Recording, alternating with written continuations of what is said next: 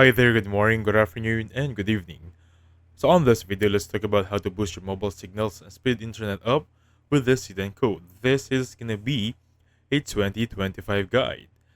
So step 1, of course, open up your phone's dialer.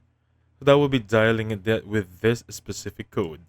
That would be the star key, the pound key, pound key 4636, pound star, pound star. This will open up the testing menu, a hidden Android tool. So, I don't think iOS have this tool right now. Anyway, select the phone information, choose your SIM card if you have multiple, and check call signal strength. Look for IRSRP, or basically signal strength dBm. The closer to 0, by the way, is the better the signal. For example, negative 70 dBm is stronger than negative 110 dBm. Now double check signal and SIM card status. This is going to be another way if you cannot really access on the first step. So step number 2 is go to settings, go to the about phone, go to status, and SIM card status.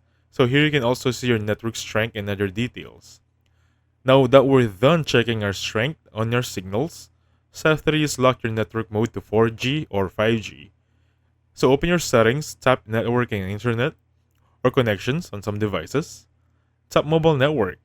Tap the preferred network type or network mode and basically choose 4G or LTE or basically 5G. If your phone carries support this one, right? Because not all phones carry 5G. Now step number 4 is go to settings by optimizing access point names or APN. So go back to the mobile network, tap access point names or in your case, it should say APN, select your active APN, and scroll down and find bearer. Now, make sure you only choose these providers because some of the others are not really active anymore.